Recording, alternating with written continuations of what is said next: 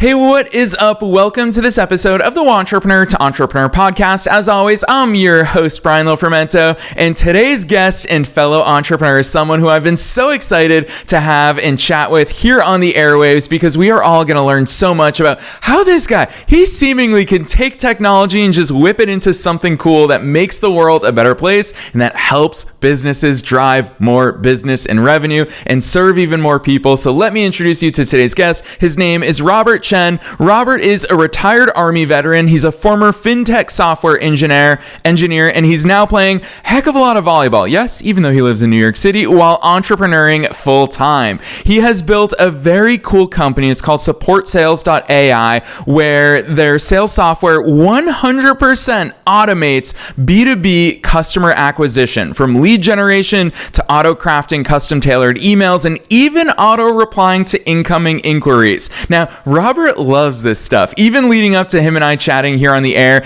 he's been screenshotting me how the tool works and sending me login information. And it is so cool to see a really practical use case of AI and automations that actually helps us to decrease our workload while also increasing our ability to make more revenue, to serve more clients, to do more good in the world. So we're all going to hear some cool applications of AI as Robert introduces us to all the things that he's building. So I'm not going to say anything else. Let's dive straight into my interview with Robert Chen.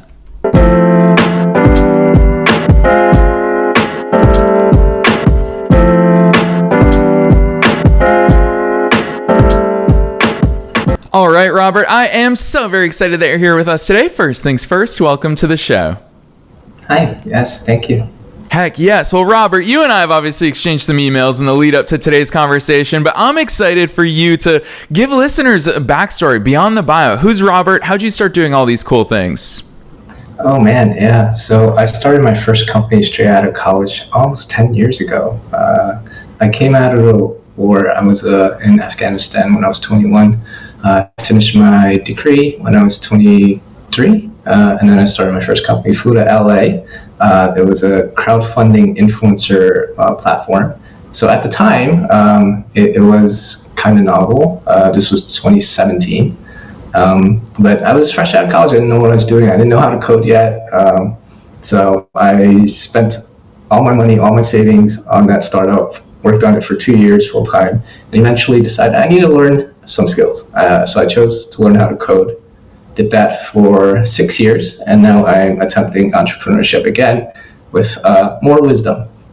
Yeah, I love that, Robert, especially, well, first things first, thank you for your service. That is obviously such a core part of the way that you developed your mindset and developed your resilience. And obviously all of those are traits that feed into your success as an entrepreneur. But I also know a lot of people's ears are going to perk up at the sound of, wait, a tech entrepreneur who didn't learn how to code from a young age, who didn't go to school for coding. Talk to us about that, because obviously you have the ability, I know, because I know that you've pivoted and transitioned your business and built different tools along the way, but what did learning to code look like to the point where now you get to launch tech companies? Yeah, actually in college I took an intro to coding and I got a C. I thought I was not smart enough, but it turns out, no, that's not true. It was just the way college taught code is very dry. So when I tried again as as an adult, I took online classes and it actually came pretty naturally, and I was invested enough to pay for a coding bootcamp, and that's when I flew back to New York after the startup in LA didn't pan out.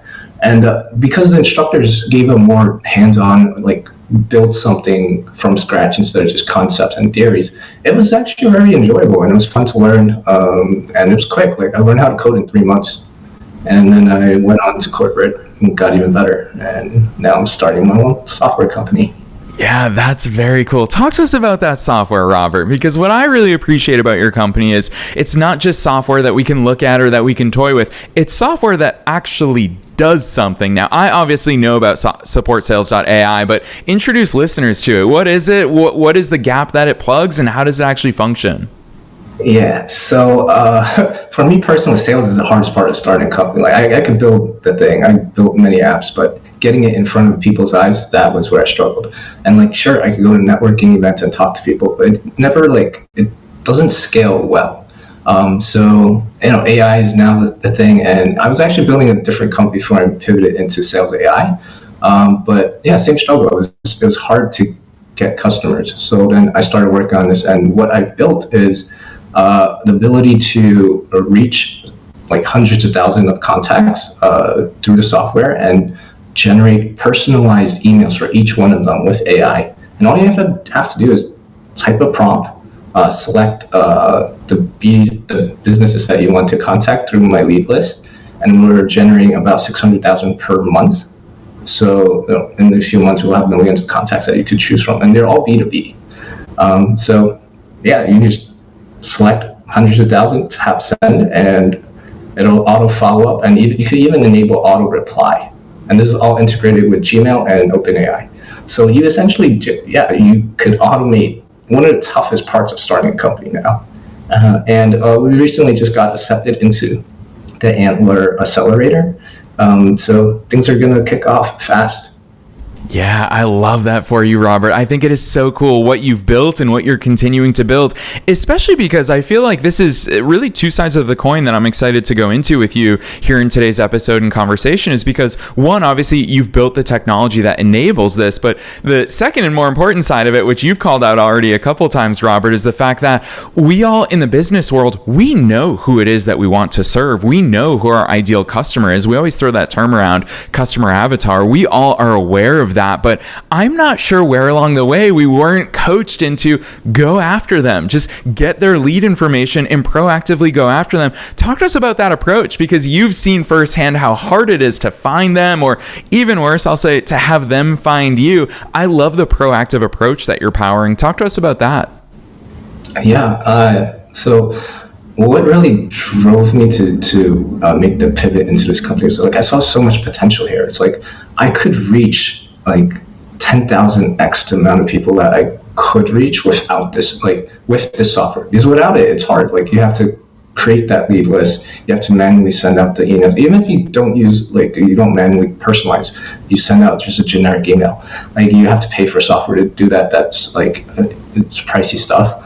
And it's not as effective because it's a generic email. So I started building this, and it just makes the job so much more easier. And especially as a new entrepreneur, like you have limited resources, money-wise and also personnel-wise. Like to do what this software is doing, you need a team of 5 to 10 salespeople and marketing. But with the software, it's like, it starts at $99 a month. Actually, you can even start for free. It's just there will be a cap. So it's really powerful stuff. Yeah, I love that. I love the fact that you also call out the real life implications of costs and resource considerations. It affects every single one of us as business owners. Even massive enterprise level companies all have a set of resources that they have to make the most out of. When I think about that, I think about how difficult it is to compete in the ads marketplace, for example. You are bidding for ad space against massive companies, whereas a solution like what you've built, and especially cold outreach in email, we all use Gmail, we all use our email inboxes. What are those costs involved? Because Robert, a lot of people will hear about your tool, for example, is $99 a month or free. I love that you have a free plan. What are the other costs involved with this type of outreach? That's essentially it. We provide the leads. Like you're able to upload your own lead list if you have one, but if you don't, we could provide the lead list, and they're all like 80% like precision match. So they're highly qualified, also highly responsive leads. It's really a low cost thing because this is only possible because AI made like the hardest part of it, which is the personnel cost. Like it cut that or eliminates that cost. So we could bring down costs significantly, and also time-wise because the AI operates 1,000 times faster than any human can. The only downside, though, is like I'm aware this is going to eliminate jobs, and that is something that I'm aware of, which I have a plan to make up for that, just for my own conscience. So I do have a strategy to like offset that, I guess, in a way, the negatives of pursuing the software. But I also think it's inevitable, so that's why it's like if someone's going to build it, I'd rather be the person, and I'll try to be responsible about it. Yeah, talk to us about that more, Robert, because I love the fact that you call out that it's inevitable. I mean, it doesn't make sense for you to hold off on building great technology that's going to reach more people, because if you don't, somebody else is going to. So I love the fact that you called out. You're glad that it's you, and I am as well, Robert, just having had the chance to interact with you. Talk to us about those considerations for the long term. Right. So while this is probably going to eliminate sales positions, it also opens up a lot of opportunities for anyone to pursue entrepreneurship, because we just brought down the cost significantly and reduced the amount of time that you need to invest into sales and marketing. So if you have, you just focus on building a great product and let the software take care of you. All the other stuff, like your Gmail account could be automated for the sales, even customer support. It's the same AI. It's aware of what your business does. You can upload documents to train it. You can interact with it to train the emails, what needs to improve, what types of email it should respond to or ignore. So it gets better over time the more you use it. So use it for many use cases. I found it even works for recruiting. Or on the flip side, if you're applying to jobs, this software will also work. It's very flexible because you can train it. But yeah. So I think there's a lot of potential for people to start new businesses, and I think that is kind of the core of the American dream. That's why what makes America so different and special. Yeah, you're preaching to the choir here, Robert. That is so in line with our mission behind the scenes, and I very much resonate with your messaging and the reason why you view the possibilities that come from building such a powerful tool. On that note, you brought up training, and I'm so fascinated by that side of the world, because obviously any AI tool we use, we're not just talking about SupportSales.ai right now, but any AI tool is only as good as the inputs that we give it. Talk to us about the training and how we can get this thing to actually understand what's our business, what's our tone, what are the things that we want it to say, how do we want it to outreach, what is it pitching, how the heck do we train this thing, Robert? Yeah, so what you can do is upload documents. That's where it starts, and then as you start sending out emails, it will suggest emails to you. This is pre-auto mode, so it's kind of like co-pilot mode. So then it will suggest emails to you, and you can make edits to it before you send it. Then once you do hit send, it sends a copy to OpenAI, and then it could match the difference of what it suggested and what you ultimately sent, and then it'll adjust itself. It'll figure out this is what you changed. Here are some improvements that I can make next time. And if you do that enough times, then it'll learn your voice and it'll basically imitate you.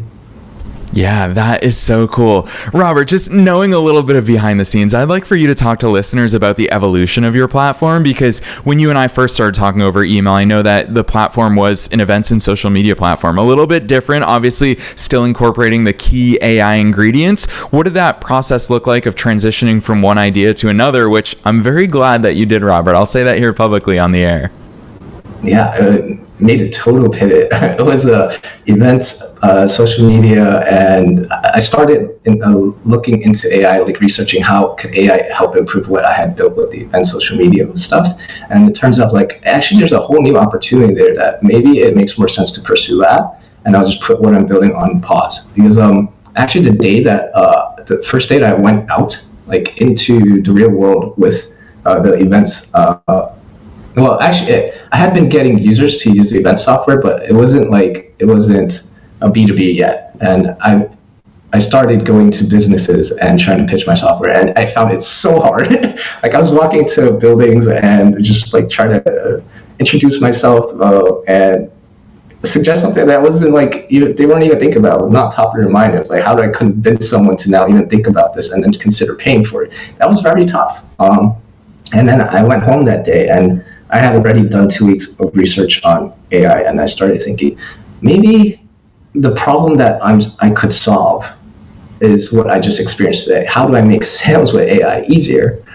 So I started building. I first started with the auto reply to Gmail, because that was kind of what was missing from the market. A lot of people were doing outbound, even if it wasn't fully automated. It was just there's AI and outbound, but no one was doing AI and replying to emails. So I started with that just to differentiate. And then from there, I expanded to the general personalized outbound emails, and then bulk personalized outbound emails thereafter. And between those three features, it's kind of like, that's a full sales cycle.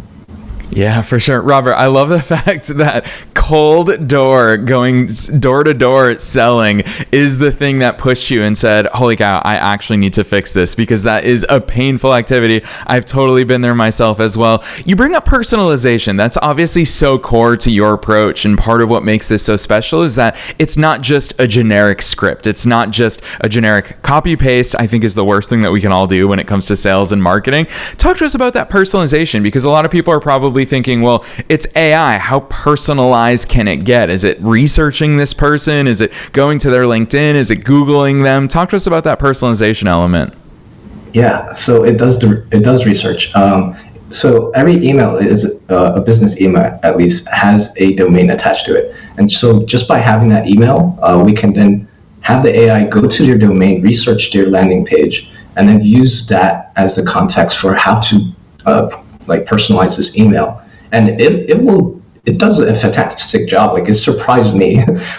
Well, I put in a bunch of the different companies that I just off the top of my head, and the same goal of reach out to this company and convince them to go to our landing page and start a free trial. That was the prompt.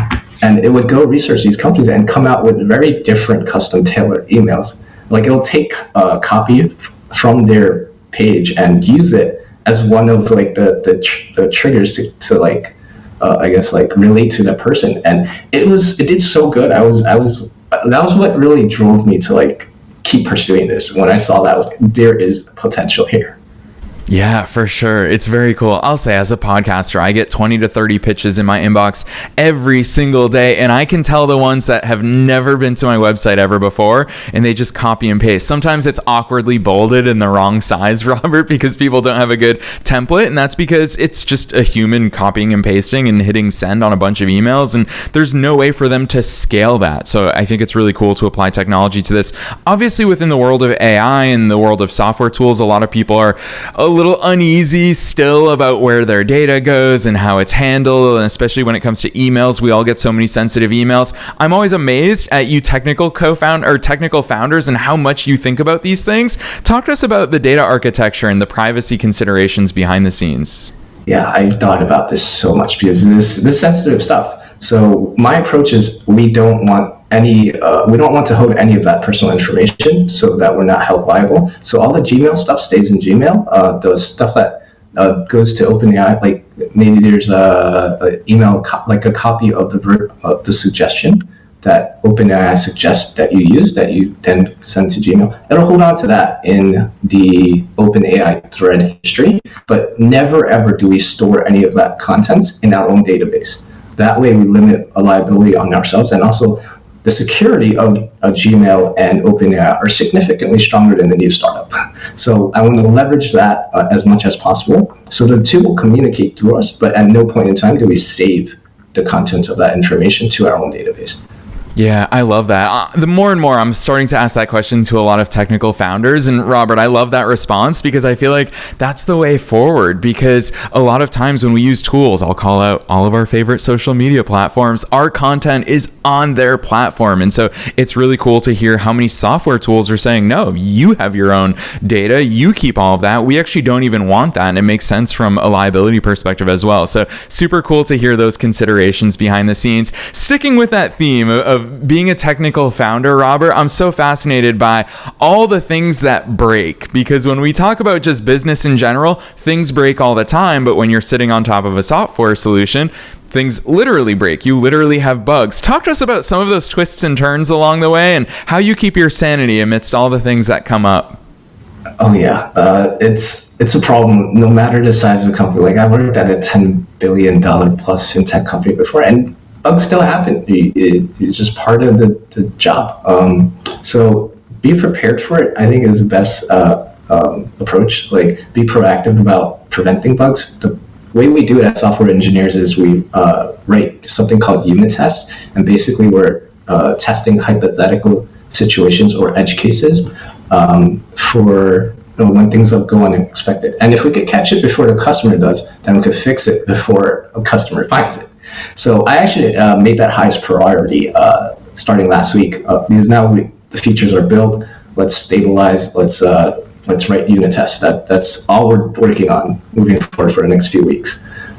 Yeah, I love that. I have a friend who works at SpaceX out in Los Angeles, and his only job is to try to get things to explode. That is literally what he's tasked with every single day. And then obviously there's a team trying to have it not explode. And so it's really cool how committed companies are to those fail safes and to those edge cases that you called out. Robert, I want to switch gears a little bit. I knew that time would fly by with you, and I want to squeeze quite a few more things in. And I want to talk to you as a fellow entrepreneur, because obviously the technical side of your business is one thing, but the business strategy, the actual implementation, is an entirely other thing. I'm so curious to hear how your Army background plays into your entrepreneurial mindset, the way that you see the world, the way that you balance your short and long-term strategies. I'd love to hear that side of your brain. Yeah, I think it kind of like I separate short and long term with different approaches and goals, and even like my personal life, I take working out very seriously. Like still, it's something embedded during the Army, but there's lessons to learn from just going to gyms, like consistency, keep going through the hardships, forcing yourself to do the thing even if you don't feel like it. Like all of that stuff is applicable to being an entrepreneur too. Because there are very extreme highs and very low lows when you're an entrepreneur, and you got to be able to push yourself through those low lows.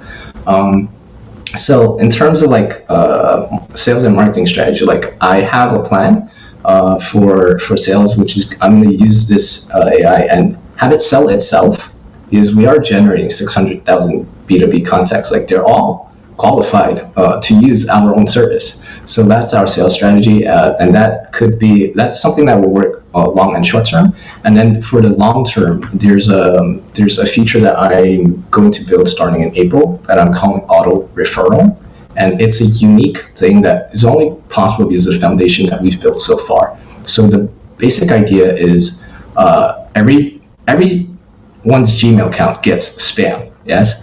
And that spam is actually the ideal target audience for our software too. So what we could do is we could allow the user to toggle a switch that then embeds an AI engine into their Gmail account to decline spam and counter offer them to sign up for our software, in which if someone does, then our user will receive a 20% commission monthly for just enabling this feature. And I think if this works the way that I intended to, it would spread very quickly, because we're talking about clicking a button and turning any past and future spam into income. And I think that could be huge. Like it'll help our business grow. It'll help our users make free money basically. And it's ethical. So that's long-term strategy. Robert, I love that, because you just revealed part of your long-term vision and goals. You talked earlier on about the important human component of replacing jobs and creating more opportunities. But now I'm also hearing that long-term goal of yours to make email a better place, to make our inboxes better places. I love that part of your mission. I'll tell you this, having been in business for more than 17 years now, I started my first business when I was just 19. And a lot of people ever since 2008 have been saying, oh, email is dead, which here we are in 2025 having this conversation, and email is still the king. It is still the number one communication channel for all of us in all of our businesses and our personal lives. Talk to us about that, because I'm sure you also hear that macro noise about things going to spam, things going into the promotions folder. When Gmail rolled that out, everyone was terrified of that. I'd love to hear more of that, because a lot of listeners probably aren't aware of all this noise around the world of email. Yeah, there are protections against getting into spam. Like there's the third-party service that I'm using is called SendGrid, and they have like these protections where they limit the amount of emails that could go out if you're getting flagged too often. It's dynamic. They have an algorithm that figures it out, so it prevents you from getting into spam box. And also, if you're like signed up as like a heavy marketing company, then you also get more protection. So there are methods to protect yourself, and also like as long as you're providing quality to like the people that you're emailing, they're not going to mark you as spam as likely. And then there's the ratio too. Like if more people are finding value in your service, and then there's the smaller percent that does mark you as spam, you're not going to get marked as spam as likely. Yeah, for sure. So many considerations when it comes to email deliverability. Robert, I want to ask you about, you talked about edge cases with regards to software, but I always think about all the listeners and entrepreneurs that I hear from that believe that they are an edge case, where they say, this sounds really cool, but it wouldn't work for my industry, but it wouldn't work for my service, but it wouldn't work for this specific use case. I love how much you think not just about your technology, but you also think about those use cases, the customers that you're serving, all those real life uses for it. Talk to us about some of those, and please directly speak to my audience and convince them that they're not an edge case. None of our businesses are that special that things won't work for us. Right. So actually, I think at this current time, everyone is too afraid to take that jump and just entrust your business with AI. Like, it's a scary thing. I'm fully aware.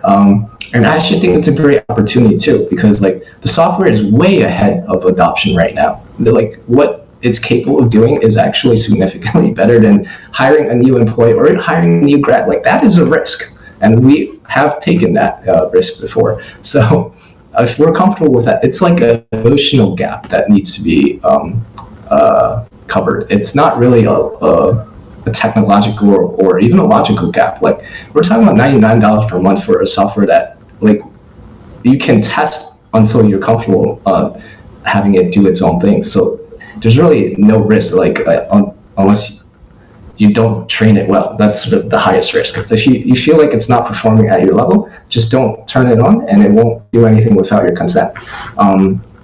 So it's really an emotional gap. We're just afraid of having this technology run our business for us. We're giving it control, essentially. But if you are willing to take the risk, you also you reap the rewards, because now you're doing this one thing that your competitors are not doing, and it can be a 10x return on your time and the very low monthly subscription. So I suggest give it a chance, try it out. You start for free, and if you're not satisfied with the results, then just don't move forward with it. Yeah, I love that. Robert, a lot of people talk to me about AI, obviously, just because I talk to entrepreneurs for a living, but I would imagine even more so with you is that people not just talk to you about AI, but they actually talk to you about the ethical considerations, the technological considerations. You just called it that emotional gap. Talk to us about some of those things that you hear surrounding AI. I'm particularly interested in that emotional gap because I know that a lot of listeners, they know about AI, and a lot of them are probably using ChatGPT just to prompt with and get some basic outputs back. What's your take on where we are today and where we're going to be 6 months from now, 12 months from now if we were to have this conversation?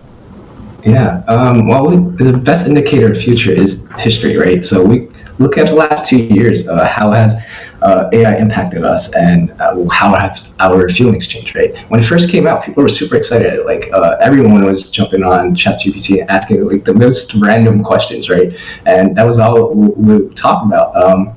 And then after it sat for a while, and then people started realizing like, oh, wait a minute, this thing is really powerful. Actually, is this thing able to do my work for me? And is that going to help me in my job, or is it going to replace me in my job? And then fear started to kick in. And then now it's like, depending on who you're talking to, they're either very excited about it or terrified of it. So I think we just need to give it more time and let people see like what it actually takes away and what it can add to our lives. And no one really knows the answer yet, but it like for sure we need to test it to find out, because it's not going to go away. We've gone too far. We're at a point where it's like, this is the inflection point. You gotta embrace it. Yeah, and one of the reasons why I so appreciate your business, Robert, is because I love asking guests, either on the air or off the air, like, what are some of the ways that you're using AI? And I love your business because you are using it. It is part of your growth strategy. And I think that that's so powerful, because not only are you testing it in real time, not only are you experiencing results in real time, but you're a user and you are building it to serve your own needs as well, which was born even out of your door-to-door sales pain that you have gone through. So I love that so much. Robert, Robert, I'm going to put you on the spot one last time in this conversation. It's the question that I ask at the end of every episode, and that is, what's your one best piece of advice? Knowing that you're not just very skilled when it comes to the technology, the coding, the building of a software platform, but you're also one of us. You're also a fellow entrepreneur, knowing that we're being listened to by both wantrepreneurs and entrepreneurs at all different stages of their own growth journeys. What's that one piece of advice that you want to leave them with today? Yeah, I would say keep going. It's tough. I've had to pivot many times, and even when I pivoted into this, it was a clear, this is the better choice, but there were still tough decisions to make while I was doing this. But you just got to push through, and sometimes you have support. Hopefully you do, from friends and family, but that's not always the case. They have their best interest in you, but their beliefs don't align, and that can be tough too. But you have to believe in yourself, and you have to believe in what you're working on. And even if you make a decision to pivot, then you have to believe in that new thing too.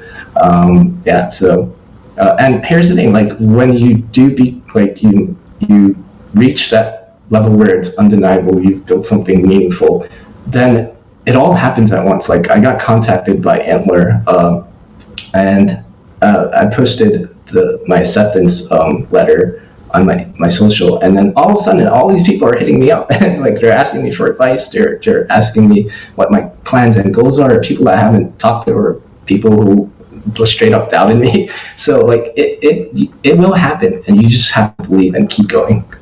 Yes, so well said. Important considerations. Robert, I really love the fact that you called out that people around us, people who care about us, it might feel like they're not supporting our dreams, but the truth is their own mindset, their own beliefs, their own worries can leak into the things that they're saying to us. We ourselves need to stay committed, and we, very importantly, need to believe in ourselves. So Robert, you're such a great testament to that. It's been so much fun getting to know you over email leading up to our conversation today and seeing your excitement for your product. I'm very excited to get hands-on with it as well, and I know that listeners will be, so drop those links on us. Where should listeners go from here? Yep, it's SupportSales.ai.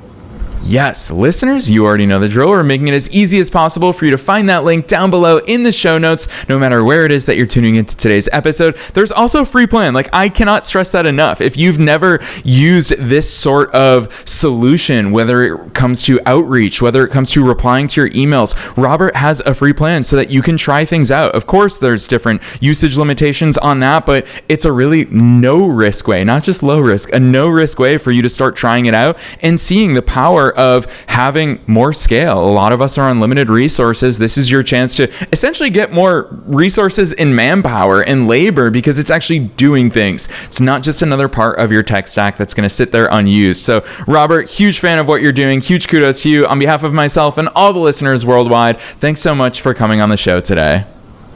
Thank you, Brian.